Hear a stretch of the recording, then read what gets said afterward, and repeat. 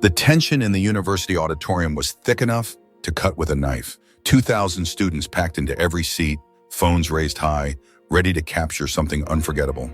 The air itself seemed to vibrate with anticipation, hushed voices colliding with nervous laughter across the massive hall. Security guards lined the walls, sensing that tonight wasn't going to be just another debate. The stage lights blazed down on two figures who couldn't be more different. Kaya Jones, sharp in her black blazer, fire blazing in her eyes. And across from her, Jonathan Roumie, calm in a simple suit, posture steady, hands folded with the ease of a man who's lived through storms bigger than this. The contrast was immediate and striking. Kaya radiated raw aggression, flipping through her notes, scanning the crowd like a predator hungry for blood. Jonathan didn't move. He projected a quiet, unshakable confidence, like a man who already knew the ending of a story everyone else was just beginning to read. "You think you speak for Black America?" Kaya's voice sliced through the silence. "You're nothing but a sellout." The crowd erupted. Cheers, gasps, but no one sat back. Every eye stayed locked on the stage. This wasn't going to be polite. This wasn't going to be safe. Jonathan didn't flinch. He didn't raise his voice. He just gave that calm, knowing smile, the same one audiences had seen 1,000 times on screen. The smile that said, "I've been here before, and you're not ready for what's coming." What happened next would break the internet, dominate headlines for 3 straight days, and prove that sometimes the most powerful person in the room is the one who barely has to speak. Kaya thought she was about to dismantle Jonathan Roumie in front of millions, using the same ruthless tactics that had built her media empire and left countless opponents in ruins. Instead, she was about to learn why you never underestimate a man who climbed from humble beginnings through discipline, faith, and fire to become one of the most respected and untouchable figures in American culture. Before we dive into this showdown, drop a comment telling us where you're watching from. And don't forget to hit that subscribe button so you never miss these viral moments that are reshaping America.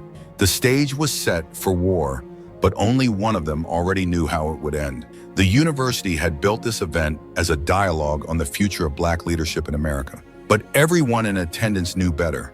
This wasn't a dialogue. This was a battle for the soul of the conversation itself. A clash between two visions of what it meant to be Black in America. And the winner would set that definition for years to come. To understand why this moment carried so much weight, you need to know who these two powerhouses were and what paths had led them to collide here under these lights. Kaya Jones strode onto that stage, carrying the weight of her conservative empire like a crown. At 34, she turned herself into one of the most recognizable voices on the right. From working in conservative circles to becoming a best-selling author and media personality with millions of followers, she'd built her brand by being fearless, uncompromising, and unapologetically aggressive. Her audience adored her. Her critics called her a sellout. She didn't care. She fed off the fire. Everywhere she went, she turned heads. Every word she swung had the power to trend. She knew it, and she thrived on it. But tonight, she was facing someone who couldn't be rattled by her reputation. Jonathan Roumie, 48, had traveled a very different road. Raised with a deep faith and a sense of purpose, he knew what sacrifice and struggle looked like. His parents taught him the importance of discipline and service, and Jonathan carried those lessons into every room he entered. He had built his career on the foundation of faith, authenticity, and the desire to uplift others. He became a household name, not just because of his acting, but because of the principles he stood on: integrity, compassion, and a genuine desire to make the world better. And now, stepping into the political arena, he was ready to prove once again why he was a force you could never count out.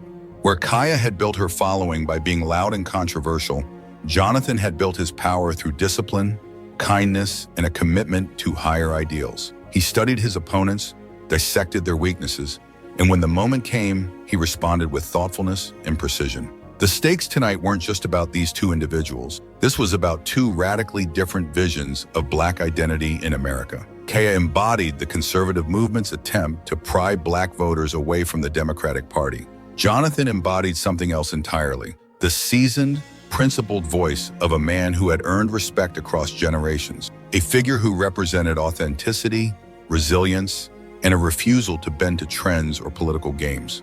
The university had built this as a civil dialogue on race and politics, but everyone in that packed auditorium knew civility was about to be thrown out the window. This wasn't just two speakers trading ideas. This was a collision between two movements that viewed each other as existential threats. The audience itself reflected the divide. Conservative students clustered on one side, phones gripped tightly, ready to capture Kaya's fire. On the other side, young activists and longtime fans of Jonathan leaned in, prepared to defend the man they saw as a cultural elder statesman. And in the middle sat the undecided, the curious, those who would decide whose message dominated the headlines tomorrow. As the moderator introduced both speakers, the electricity in the air was undeniable. This wasn't going to be a debate. It was about to become a battle for the soul of Black identity in America. Kaya leaned forward, her eyes narrowing. She'd done her research, built her talking points, and prepared her barbs with the sharpness of a blade. She thought she knew exactly how this would play out. Jonathan leaned back, calm as still water. He watched her body language, read the crowd, and waited like an experienced general watching a rookie soldier reveal their tactics too early. He had studied Kaya Jones's past debates, understood her playbook, and had something special locked and loaded for tonight.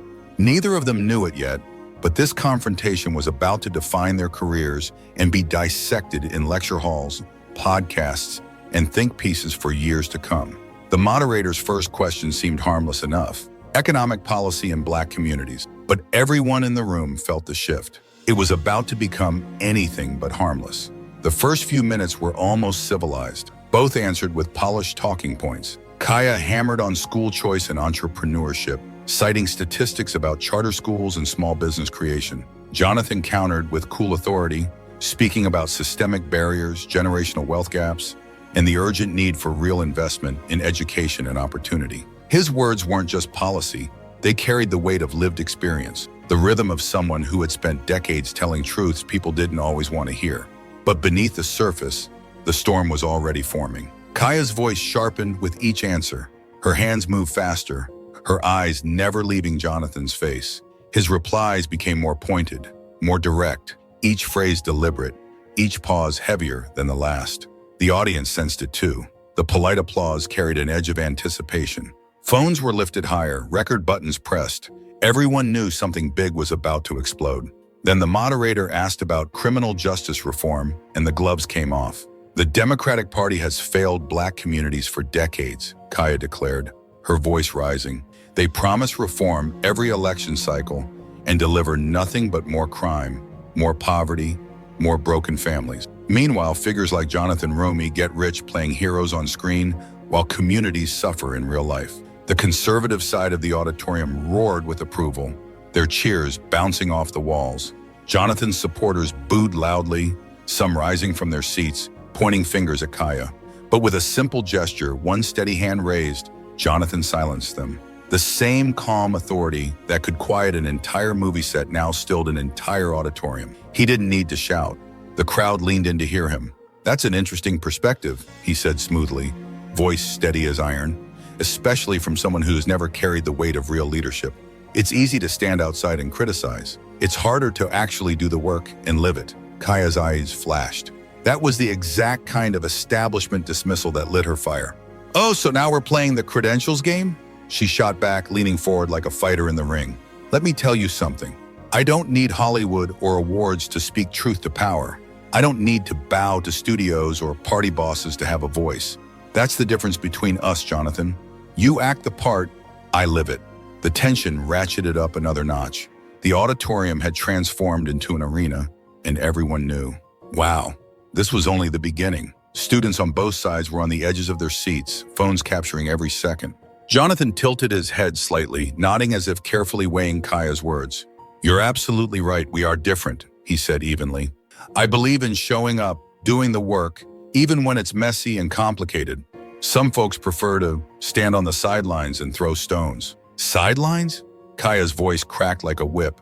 "I've been fighting against the liberal plantation mentality while you've been cashing checks from the same establishment that's kept our people down for generations." The phrase liberal plantation ripped through the room like a thunderclap. Progressive students gasped and shouted back while conservatives erupted in cheers. The moderator raised his hands, begging for calm, but the energy was too explosive to contain. Jonathan didn't raise his voice. He simply waited for the chaos to crest and fall. Then, With the deadly calm of a man who's delivered unforgettable lines his entire life, he leaned into the microphone. "That's quite a phrase," he said softly, "coming from someone whose entire career has been built on telling white conservatives exactly what they want to hear about black people." The progressive side erupted into thunderous applause. Kaya's face flushed crimson. "How dare you," she snapped, standing so quickly that her chair scraped across the stage. "How dare you question my authenticity?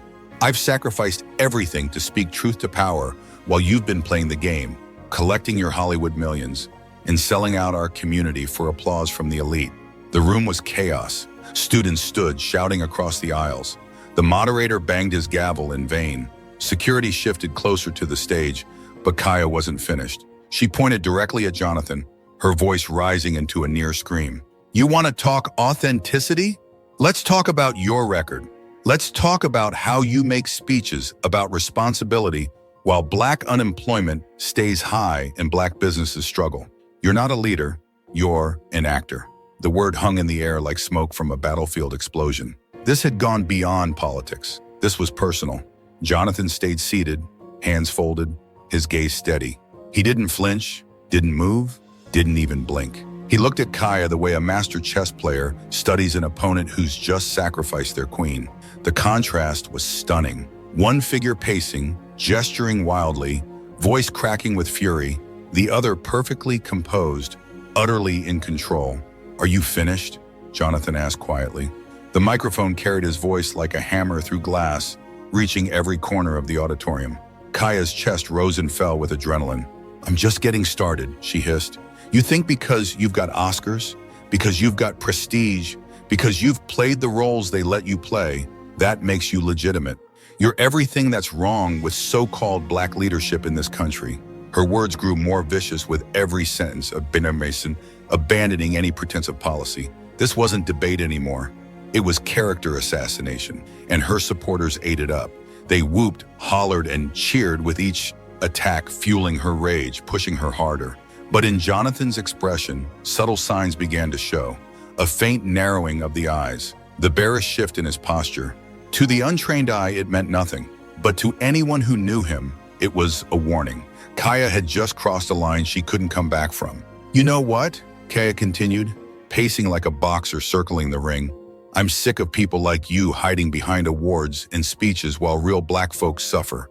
I'm sick of the fake respectability politics, the polished performances, the careful words while our communities burn." She spun back to face him directly, fire in her eyes. "You sit there looking so collected, but what have you actually achieved? What have you accomplished for our people besides deliver pretty lines and collect paychecks?" The moderator had given up. His gavel lay useless. Security inched closer. Kaya raised her voice to its peak, the crescendo she believed would destroy Jonathan Roumie once and for all.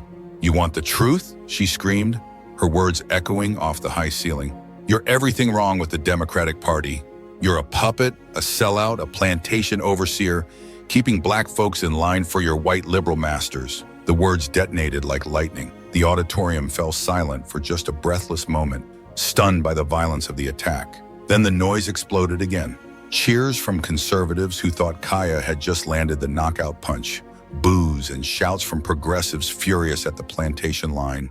The auditorium was chaos. And in the middle of it all, Jonathan Roumie sat perfectly still. He had let Kaya spend herself, let her hurl every insult, every accusation, every bit of rage she could summon. He had absorbed it all like stone against waves. And in doing so, he had allowed her to reveal exactly who she was to a room packed with witnesses and cameras. Now it was his turn. The crowd slowly quieted as they realized Jonathan was about to speak. Kaya stood there, chest heaving, sweat shining on her forehead, convinced she had just delivered the performance of her career. She had thrown it all at him, questioned his authenticity, mocked his record, hurled the most inflammatory language possible. Jonathan finally raised his eyes, calm as ever, and turned to the crowd before looking back at her. "Ms. Jones, are you finished?" His voice was so quiet that everyone had to lean in to hear, but that only made his words more powerful. Kaya, still high on adrenaline, waved her hand dismissively. "I'm finished exposing you if that's what you mean." Jonathan nodded slowly, thoughtfully. Then something unexpected happened. He smiled. "Thank you, Kaya. You've just given everyone in this room a perfect demonstration of something I've been trying to explain to young people for years. He rose from his seat with unhurried grace, moving to the center of the stage. The contrast was striking. Kaya radiating frantic, combustible energy. Jonathan moving with the calm authority of a man in complete control. You've shown us the difference, he continued, between noise and substance, between performance and leadership, between burning bridges and building them. The progressive side of the auditorium stirred, sensing their champion was about to strike back. You spent the last 10 minutes shouting at me, calling me names, questioning my authenticity, all while proving exactly why your approach fails our community every single day. His tone was conversational, almost gentle, but underneath was steel. You called me a plantation overseer. You said I'm everything wrong with Black leadership. You asked what I've accomplished. He paused, letting the words hang heavy in the silence. Then he delivered the blow. Let me tell you what I've accomplished. And with that, Jonathan Roumie began dismantling Kaya Jones with the precision of a surgeon. In my 40 years in this business, I've put more than 100 Black men and women to work behind the camera, not just in front of it. I've funded scholarships for students at historically Black colleges and universities. I've mentored young artists from neighborhoods just like the one I grew up in. I mean, kids who had nothing but a dream and needed someone to believe in them. I've put millions back into communities through programs that keep kids off the streets and in classrooms.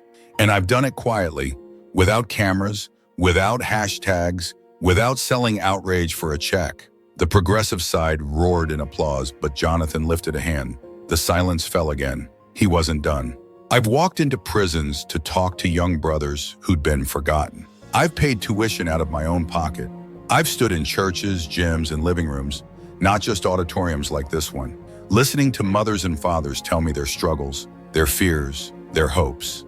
And I've shown them something simple. Discipline, faith, and hard work are not cliches. They are survival. His voice grew stronger, commanding. Now, I've worked with people across the political spectrum, Republicans, Democrats, independents, because I don't care about the label. I care about results. I've helped thousands of families cut through bureaucracy to get the resources they needed, and I've done it without tearing down my own people to score applause from outsiders. The numbers, the receipts, the stories, they landed like hammer blows. This wasn't rhetoric. This wasn't spin. This was undeniable. But you know what I haven't done, Kaya? He turned his gaze directly on her. I haven't spent my career telling white audiences what they want to hear about Black pain. I haven't built a brand on tearing down other Black voices. And I haven't made millions by pretending systemic racism disappears if we just close our eyes and act like it doesn't exist. The auditorium erupted in cheers, students on their feet, the sound shaking the walls. But Jonathan wasn't finished. He pulled his phone from his pocket. Confusion rippled through the crowd until he began to read aloud. This is from your social media account 3 years ago. Quote, I don't experience racism because I don't think like a victim. The room went silent. That same week, Jonathan continued, voice heavy with gravity. A Black woman in Georgia was killed in her own home by police. Her name was Breonna Taylor. Remember her? The silence deepened. Phones lowered. The atmosphere shifted from entertainment to reckoning. You told your followers, Jonathan said slowly, each word deliberate, that if Black people would just stop thinking like victims, racism would disappear. The weight of the statement crushed the room. No one moved. No one spoke. Tell that to the families I've worked with who've been redlined out of home ownership for generations, Jonathan said, his voice low but resonant. Tell that to the Black mothers I've sat with who still have to teach their sons how to survive an encounter with the police. Kaya tried to cut in. That's not what I'm not finished. The firmness in Jonathan's voice stopped her cold. For the first time all night, Kaya stepped back. You want to know the difference between us, Jonathan continued. When you see injustice, you blame the victim. When I see injustice, I work to change the system. You profit from telling people their pain is their own fault. I spend my life addressing the roots of that pain. He began walking slowly across the stage, his presence commanding, addressing different sections of the audience as if he were speaking directly to each one of them. To the young brothers and sisters in this audience, don't let anyone tell you your only options are silence or rage. Don't let anyone convince you that fighting for justice makes you weak or that having dignity makes you a sellout. You can be strong without being loud. You can be proud without tearing others down. The applause was building, but Jonathan raised his voice just enough to rise above it. "Ms. Jones, you called me a plantation overseer. That's ironic because overseers were the ones who told enslaved people that their suffering was their fault, that if they just worked harder, complained less, their situation would somehow change." The historical parallel hit like lightning. Students gasped audibly. Even some of Kaya's staunchest supporters shifted in their seats, glancing away uncomfortably. The comparison was brutal in its accuracy and impossible to dismiss. "You've built your entire career on that same message," Jonathan pressed on. "Telling Black people systemic racism is imaginary. Telling us poverty is a choice. Telling us that if we just bootstrap hard enough, everything will magically work out. That's not leadership. It's the same old lie dressed up in a new suit." He stopped at the center of the stage, turning to face the whole auditorium. "But here's what you don't understand and what your white conservative donors don't want you to understand. Real change requires real work. It requires showing up, building coalitions, patient, persistent effort. It doesn't go viral overnight.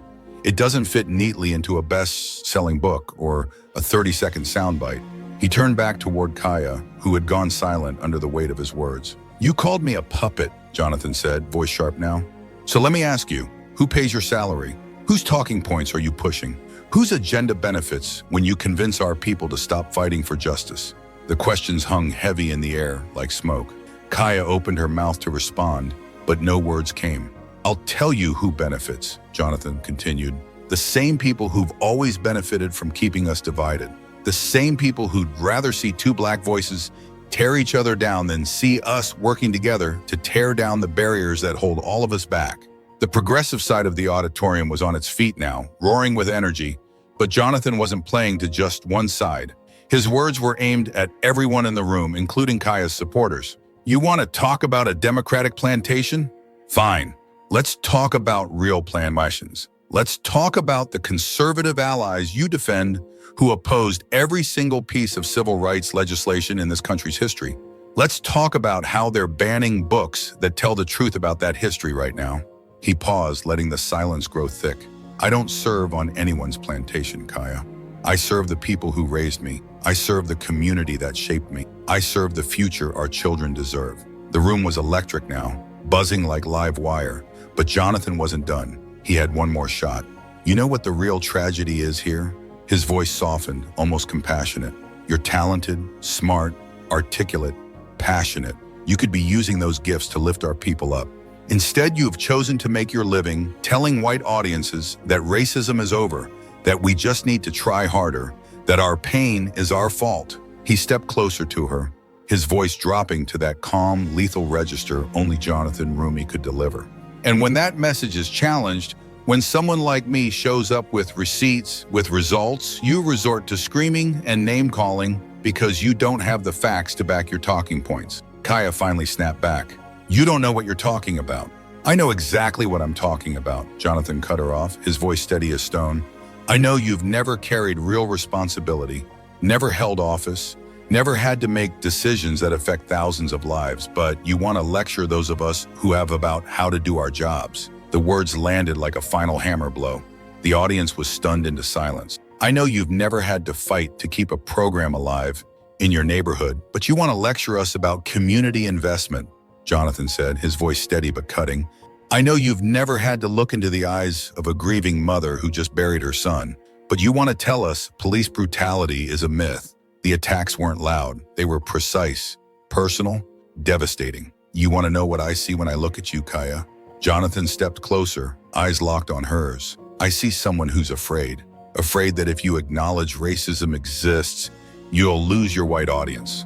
Afraid that if you admit systemic barriers are real, you'll have to do the hard work of fighting them instead of just talking about them." He stopped directly in front of her, his voice dropping to that lethal calm that had silenced rooms for decades.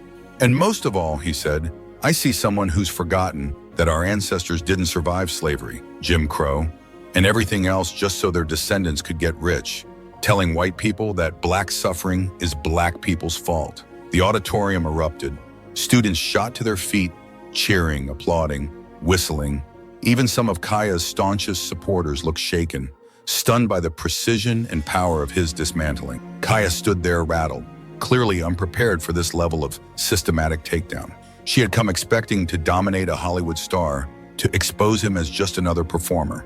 Instead, she had run headfirst into someone who had receipts, wisdom, in the presence of a man who'd been sharpening his craft for 40 years. Kaya started, then faltered. For the first time in years, she had nothing. Jonathan nodded at her almost sympathetically. "It's okay, Kaya," he said quietly. "When you're ready to have a real conversation about helping our people instead of performing for donors, you know where to find me. I'll be at work." It wasn't dramatic. It was quiet, confident, and devastatingly effective in its understatement. Jonathan Roumie had just shown an entire auditorium and millions more online how to dismantle a bad faith attack with facts, grace, and surgical precision. He had turned what was supposed to be his public humiliation into his coronation as a new kind of political voice. Strong without shouting, powerful without cruelty, victorious without arrogance. The room still buzzed as the event officially ended.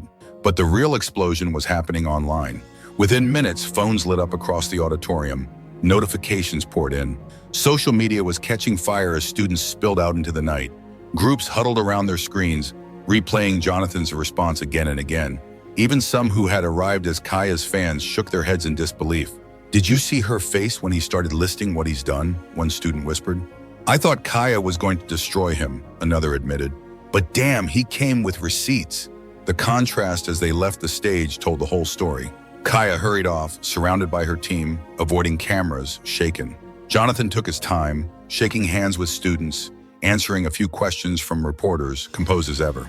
"Mr. Roumie, how did you prepare for Ms. Jones's attacks?" one journalist asked. Jonathan smiled. "The same way I prepare for everything, by doing my homework and remembering who I work for." Meanwhile, online, the firestorm grew. Within 20 minutes, #Jonathan Receipts was trending nationwide. Clips of his calm dismantling spread across every platform. The most viral wasn't even his long list of achievements. It was that quiet moment when he leaned into the mic and said, "Are you finished?" That 8-second clip became thousands of memes and reaction videos. Conservative Twitter scrambled into damage control. Kaya's defenders claimed she'd been ambushed or that the crowd was biased. But even they seemed to know something historic had just happened. One honest conservative commentator tweeted, "That's what happens when performance meets preparation." The progressive side was euphoric. Common Collected trended alongside Jonathan Receipts. Democratic leaders shared clips with captions like, "This is leadership in action." But the most telling reactions came from the middle, from people who weren't especially political, who had tuned in out of curiosity. "I didn't know who either of these two were before tonight." One viral tweet read, "Now I know which one I'd want representing me." And the video numbers were staggering. The full confrontation had been live-streamed to over 300,000 viewers. But within hours, clips were racking up millions across every platform. The "Are you finished" moment alone hit 2.3 million views in its first day. News outlets scrambled to cover it. Political commentators who had expected a shouting match instead found themselves analyzing something far more sophisticated. A masterclass in how to answer bad faith attacks with calm, precision, and substance. What we witnessed tonight wasn't just a debate, one analyst observed. It was a generational changing of the guard in Black leadership. Jonathan Roumie had just shown that you don't have to scream to be strong, and you don't have to perform to lead. The impact went far beyond social media. Within days, Jonathan's foundation reported a 400% surge in volunteer signups. Small dollar donations to programs he supported poured in nationwide. Most importantly, the specific initiatives he had highlighted at mentorship, scholarships, criminal justice reform, rebuilding communities, suddenly had the national spotlight. 3 days later, a major news network released polling data that stunned observers. Among Black Americans under 35, Jonathan's favorability jumped 23 points. Even more surprising, his ratings among white suburban independents climbed by 18 points. He was tough without being nasty, one focus group participant explained. Strong but not angry, confident but not arrogant. That's what leadership looks like. The long-term implications were even bigger. Conservative media had spent years amplifying voices like Kaya Jones, voices that validated their audience's worldview. But the confrontation exposed the weakness of that strategy. When performance collided with real experience and receipts, the act collapsed. For progressives, Jonathan's response became a blueprint. Politicians studied his approach, how to respond to insults with specifics, how to stay composed under fire, how to turn defense into offense, without losing moral authority. The confrontation underscored a broader shift in American politics. The era of pure performance was fading. Voters, especially younger voters, were hungry for leaders who could back rhetoric with results. Kaya tried to recover in the weeks that followed. She went on friendly shows, posted defensive rants, tried to spin the confrontation as a win, but the damage was done. The video of her screaming while Jonathan Roumie sat calm and unshaken had become iconic, a perfect metaphor for the difference between noise and leadership. More importantly, her core argument that Black figures who worked within mainstream politics were sellouts had been dismantled in real time. Jonathan Roumie had shown with facts, with stories, with concrete actions what actual representation looked like. The contrast couldn't have been sharper. 3 months later, when a major magazine released its annual Rising Leaders issue, Jonathan Roumie was on the cover. The headline, "The Future of American Leadership." In the accompanying interview, he reflected on the confrontation with characteristic humility. "I think what that night showed," he said, "is that people are tired of the shouting. They want leaders who show up, who do the work, who deliver results. That's not Republican or Democrat. That's just good leadership." Asked if he had any regrets, Jonathan paused. "I regret that our culture has made that kind of confrontation necessary," he said, "but I don't regret standing up for the work we're doing and the people we serve. Somebody's got to be willing to say the emperor has no clothes." Then with that familiar half smile, he added, "Though next time I might not be quite so patient, waiting for the tantrum to end." The confrontation had changed both of their careers, but in opposite directions. Kaya found her influence waning with speaking gigs canceled and book sales dropping for the first time. Jonathan Roumie found himself with a national platform larger than ever and the credibility to wield it. Invitations poured in from universities, policy summits, and community organizations. But perhaps the most profound impact was on the young people who witnessed it. Not just in that auditorium, but the millions watching on phones across classrooms, dorm rooms, living rooms, and community centers. They had learned something new about power. You don't have to scream to be heard. You don't have to tear others down to build yourself up. You don't have to choose between being strong and being substantive. Sometimes the most powerful response to anger is calm. Sometimes the best answer to noise is substance. Sometimes the way to win isn't to fight fire with fire, but to fight fire with facts. As one young woman posted the next day, "Jonathan and Roumie just showed me the kind of leader I want to be. Not just successful, but successful with integrity." That may have been the greatest victory of all. The story of Kaya Jones screaming while Jonathan Roumie calmly dismantled her argument has become more than a viral clip. It has become a symbol of what authentic leadership looks like in the modern age. Proof that sometimes the most powerful answer to aggression is grace, and the best answer to performance is substance. What do you think? Did Jonathan Roumie handle this perfectly, or should he have fought fire with fire? Drop your thoughts in the comments, and don't forget to subscribe, because the next confrontation might be even more explosive, and you won't want to miss it.